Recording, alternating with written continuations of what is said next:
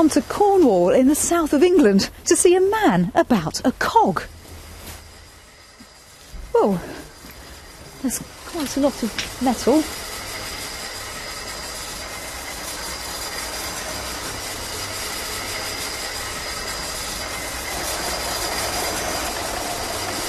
Wow.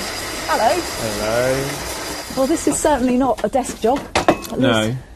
It's definitely one of the more unconventional offices. One. It's cold, but it's absolutely compelling. Rob, thanks for inviting us to your place. People are familiar with the term automata, but there's loads of different ways to describe what you do. How would you describe it? I describe it mechanical sculptor or maker of contraptions is generally, but it is really difficult to try to explain because, usefully, because not that many people do it. But yeah, automata maker or kinetic sculptor or mechanical sculpture is the general term. So the last, I guess, 10, 15 years now, it's been full-time living, so yeah, just keep getting really fun jobs. Is this where you sit and think, or do you do this all in your head, or do you have a piece that jumps out at you? Yeah, a bit of both. I normally have a rummage here, get the bits and either lay them out or lay them on the ground if it's a bigger piece, or just to kind of offer them up to each other to go, yeah, that would kind of work. Yeah. Or if I'm stuck, have a little tour around all the scrap yards, and there's loads of old boat jumble shops and stuff where you can just have an inspiration from seeing the bits. I find it's very much easier than trying to imagine it all. It's totally impossible to have pre-designed because it entirely depends on what I find. What I have, but a lot more what I find. Yeah, look at this. Lovely, look at that emblem. I don't know what it is. Brass pumps. There's my collar block. There's flange plates. Here's springs. Here's handles.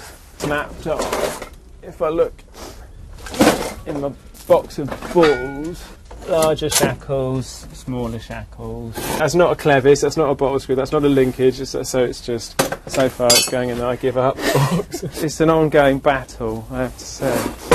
Ooh. There's an element of hermit, kleptomaniac, just surrounded with my treasure though, isn't it, you know? Sometimes I worry. What are you working on? Today I'm working on making a submarine for a kid's playground, is the job for the next few months. And what's this bit going to be? This bit's one of the handles. There'll be a few bits they can interact with it. This one, they'll wind this handle and that'll spin a load of gears inside. It'll spin this big kind of quarter-of-a-ton prop out the top, ship's propeller out the top. If you see a tractor in a playground, it will be bits of PVC. I find that really disappointing and sad that they're steered away from any reality materials these days. So is there a reason you work mainly in bare metal for your sculptures? Possibly because I'm colourblind, so I'm not fussed about any difference in colours, so a mono brown, whatever it is, colour is fine, but it's not so much that, it's just that that's what all the beautiful things were made out of. That's all iron. My dad's side of the family is all engineering, so I guess it's from there. As a kid I was very keen on some kind of engineering being the obvious direction, but not getting on with education at all. If you think, I'll be an engineer, I'll design trains, but the reality is, no, you'll be in a drawing room on your computer designing the axle. I feel so lucky to have found this job because it completely is against that whole, you don't have to be a grown-up. Back to my dad argument, at some point, you'll realise you can't make a living just making junk.